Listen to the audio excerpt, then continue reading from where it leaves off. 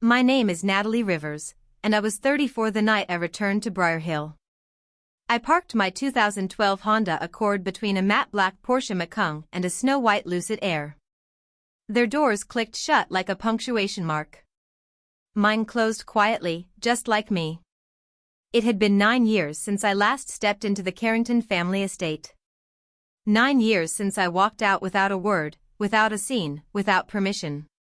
Back then, I had nothing but a refurbished laptop, a pair of worn boots, and a leather-banded wristwatch I still wore to this day.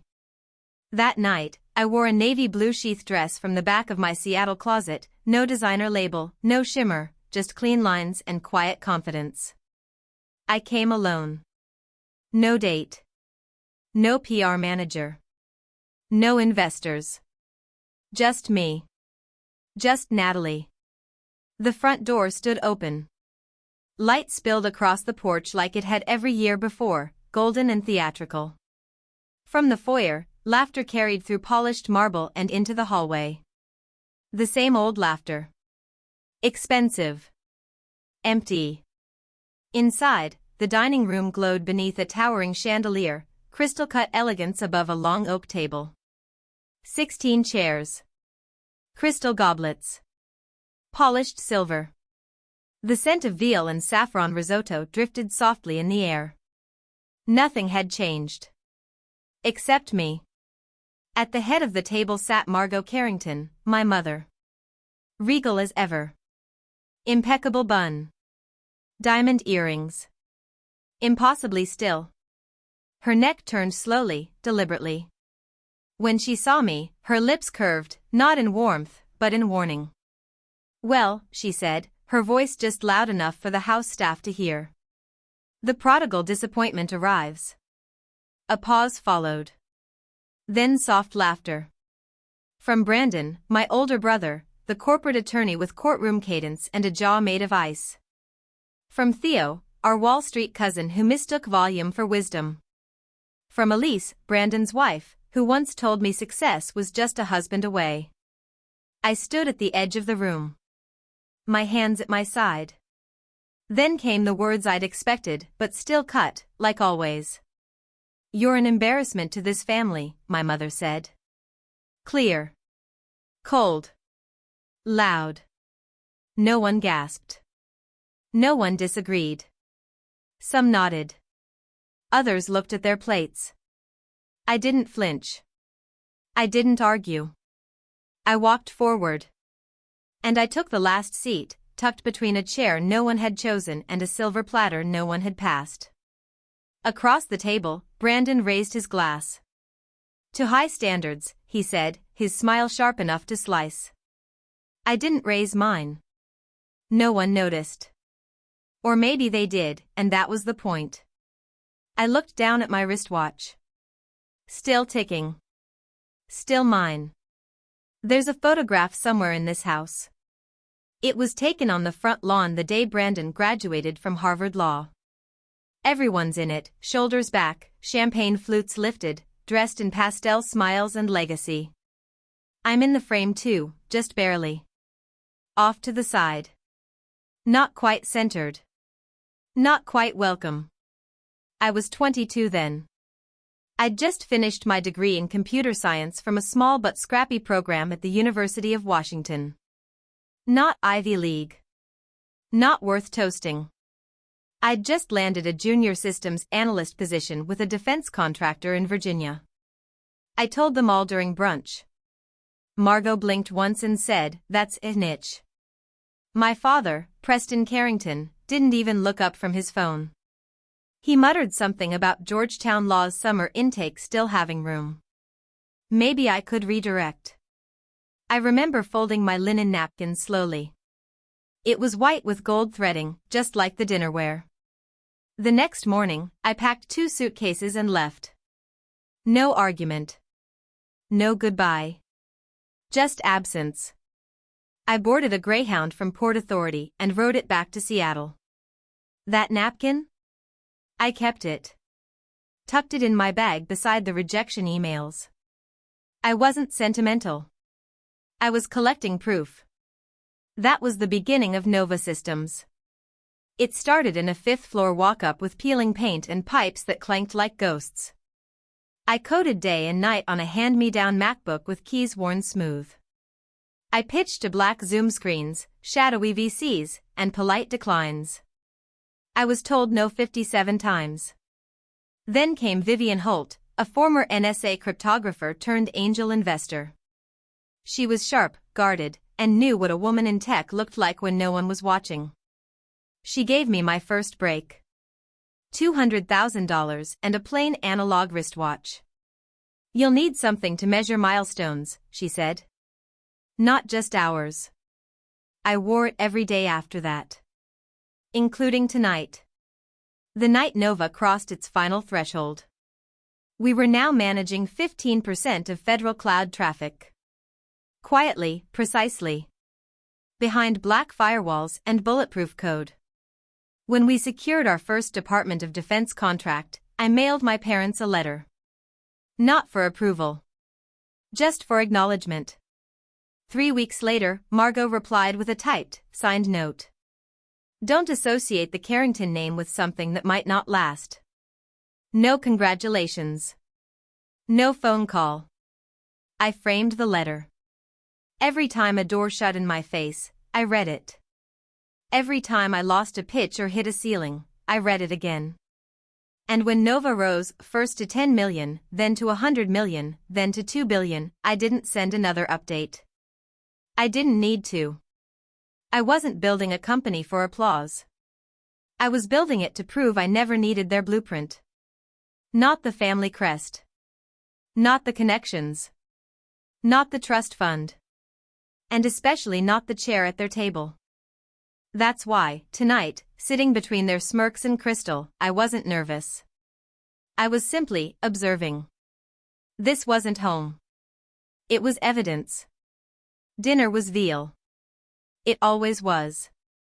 Veal with wild mushroom risotto, plated on gold-rimmed china Margot had shipped from Milan the year I turned 17. I remember that year, not because of the dinnerware, but because she forgot my birthday. I hadn't touched veal in almost a decade. I picked at it now in silence. Brandon, naturally, was mid-story, something about a merger nearly collapsing until he'd personally rescued the deal. He spoke with the cadence of a closing argument, his fork gripped like a gavel. Elise nodded with perfect timing, interjecting, youngest partner in firm history, like a practiced tagline. Across the table, Theo rambled louder than necessary, gesturing with his wine glass as he mansplained emerging markets to nobody in particular. And Margot? She sat at the head of the table like a conductor, nodding, smiling, steering the rhythm like always. She didn't need to raise her voice. She'd already orchestrated the performance long before anyone arrived. When her eyes finally landed on me, she tilted her head and asked with feigned politeness, still working in the technology, dear? Not cybersecurity. Not systems architecture. Not Nova. Just working. I nodded once. Still building infrastructure. It was enough to catch Theo's attention. What kind, he asked, leaning in. Apps? Web stuff? That crypto nonsense? I could have told them Nova's systems handled secure cloud pipelines for federal agencies, 3 Fortune 500s, and a NATO subcontract. But I didn't. Before I could speak, Brandon jumped in. Natalie used to stay up all night with that clunky Dell. Remember that, Mom? Margot gave a tight-lipped smile. We thought it was a phase. Then Elise, still cutting into reveal, do you have a team now, or still doing it all solo? Nova had over 300 employees across Seattle, D.C., and Tokyo. I answered simply, I have help. Brandon smirked. Eventually everyone needs a real job. The laughter that followed was smooth, like a scalpel, not a joke. Margot stepped in, her tone gentle but laced in dismissal. Natalie's always carved her own path. There it was again, different, the Carrington family's favorite synonym for lesser. Brandon lifted his glass. To the rebels in the family, he said, mock warmth radiating from his smile. May they find their way back before it's too late. I didn't lift mine. Instead, I glanced at my wristwatch. Still ticking. Still mine. Then came a knock, soft but deliberate. A moment later, Jillian, my assistant, stepped into the dining room. She wore black, always did when I asked. Her presence sliced through the room like an unscheduled audit. She walked directly to me and leaned down. "I'm sorry to interrupt, Ms. Rivers," she said softly. "But the jet is ready. Captain Reyes needs final confirmation for Tokyo. Flight plan needs to be filed within the hour." A fork slipped from Elise's hand and rang out against porcelain. I didn't even blink. "Thank you," I said, calmly folding my napkin. "Tell him we'll proceed as scheduled. Stopover in San Francisco for the board vote. I'll join the call en route." Jillian nodded once and exited as gracefully as she'd come. The silence left behind wasn't awkward. It was shattering. Theo blinked. Brandon's jaw clenched. Margot's back straightened, like posture could fix this new imbalance. Finally, Brandon cleared his throat. "Jet?" he asked. "Nova uses it for transcontinental contracts," I said, voice even. "We closed a partnership in Tokyo last quarter." "Nova?" Theo echoed. "My company." Margot narrowed her eyes. "You have a jet?" "I have a company," I corrected. "The jet is just efficient." Brandon's laugh came out strangled. "So, what are you saying? That this is some legitimate operation?" I opened my clutch, unlocked my phone, and slid it across the table. "Here," I said. "Bloomberg ran the piece last week." They stared at the screen. Headline: Nova Systems secures $900 million DHS cloud infrastructure contract. Below it, my face from a press conference in D.C. Theo leaned closer. "That's you?" I nodded. No smile. No explanation. Just truth. Margot reached for the phone but didn't touch it. Her hands, for the first time in years, trembled. "Why didn't you tell us?" she asked, voice thinner now. I met her eyes. Would it have mattered? No one reached for their dessert. Even the air stood still. And I glanced at my watch. Still ticking. Still mine. Brandon was the first to recover, or at least pretend to. His voice sharpened like a scalpel. "That article could be inflated," he said, pointing stiffly at my phone. "Bloomberg isn't exactly known for vetting defense numbers." I tilted my head slightly. "You think Bloomberg fabricates federal contract valuations?" He didn't answer. He just looked away, his lips pressing into a flat line. Across the table, Theo was still scrolling, his finger flicking nervously as if the headlines might rearrange themselves into something more manageable. "Nova's footprint is global," he mumbled, still reading. $5.8 billion valuation. 6, I corrected, without looking up. "We crossed that last month." Elise's hand trembled as she reached for her wine. She missed the glass. Margot sat frozen. Her spine a rod of posture. Her eyes locked on the table, on the empty space where my phone had rested, like it had left a scar. Then softly, without looking at me, she asked, "You built all this, alone?" I could have said yes, and in many ways it would have been true. But I didn't. "Not alone," I replied. "Just not with any of you." Brandon gave a dry, humorless laugh. "Come on, Natalie. We're family. You should have said something. We could have helped." I remembered, too clearly, the family meeting I hadn't been invited to when I was 25. Brandon had told my father I was a liability to the Carrington name. He had suggested, formally, that my name be left off the holiday newsletter that year. My name. I looked at him and said, "You once said I was bad for the brand. Remember?" Silence. No denial.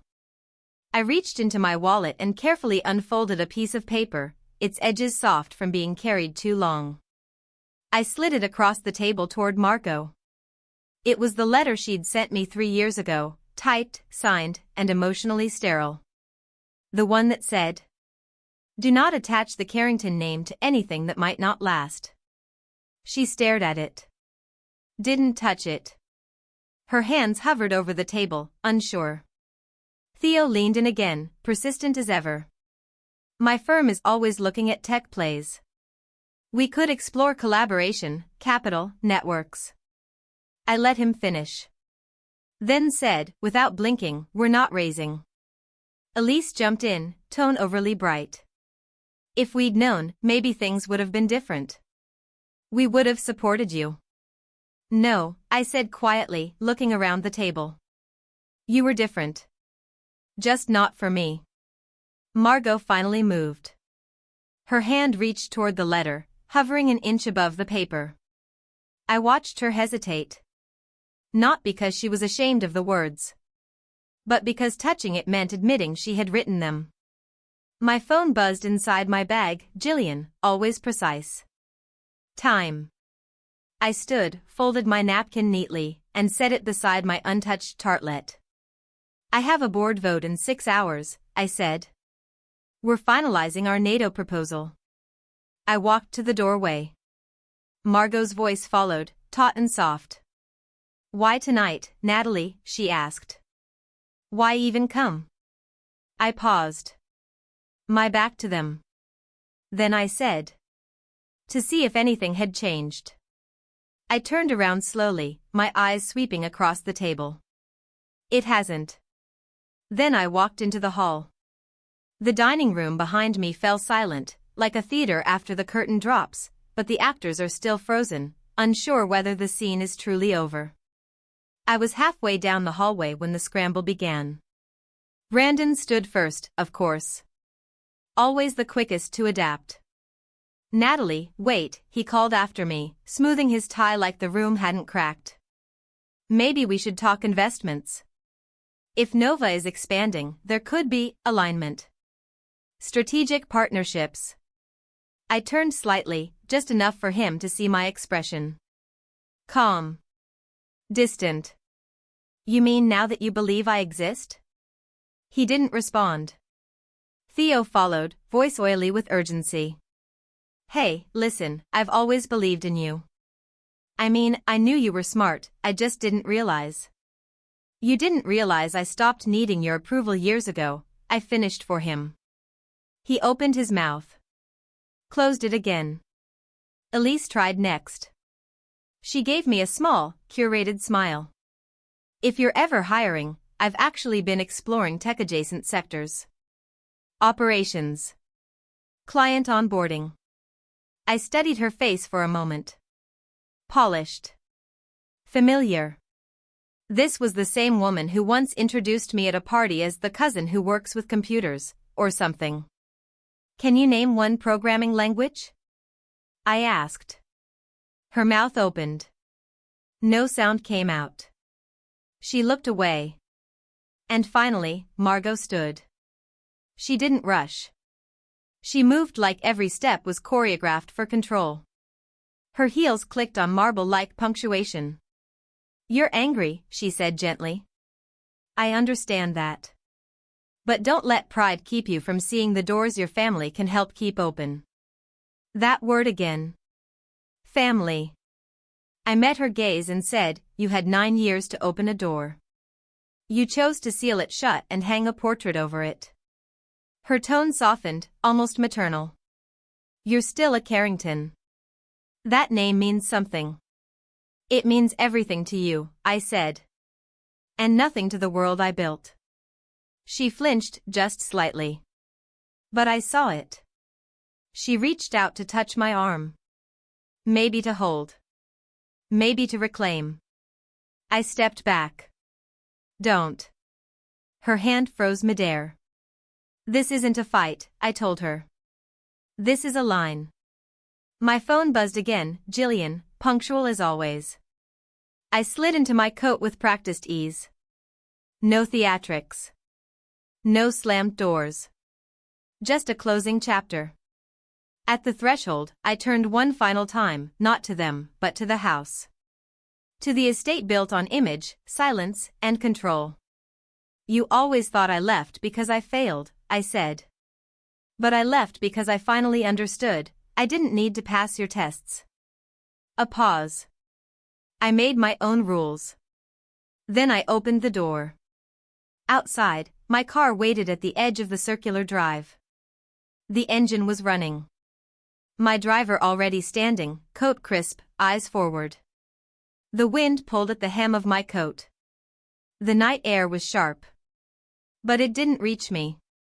I slid into the back seat. Leather. Quiet. Clean. As we pulled away, I didn't look back. Not at the windows. Not at the columns. Not at the people who measured worth by chairs and china. The silence inside the car was different. It wasn't strained. It was earned. I glanced at my wristwatch. The minute hand ticked forward. Still ticking. Still mine. The next morning, the messages began. A LinkedIn request from Elise. A voicemail from Brandon, measured, almost humble. We should reconnect. Family synergy has value. A 2-page email from Theo, riddled with buzzwords. Collaborative innovation. Emerging markets. Mutual interest. And from Margot? A handwritten letter. Couriered. Pressed paper. A perfect serif signature. You've made us proud. We should rebuild. Let's talk soon. I didn't reply. Instead, I forwarded each message to Jillian with a simple instruction. Block list. That evening, a single package arrived at the Carrington estate. No note. No sender's name. Just a plain white box. Inside? The typed letter Margot once sent me, the one that said not to attach the Carrington name to anything that might not last. Folded beside it was a photograph. A photograph of their dining room. Taken from outside the window. My chair, empty. Taped to the back of the photo was a note. Only one sentence, typed simply. I was there. You just didn't see me. Some of us were never really invited to the table. But we still remember who looked away. You don't need to explain. Just leave one word they never did. Respect.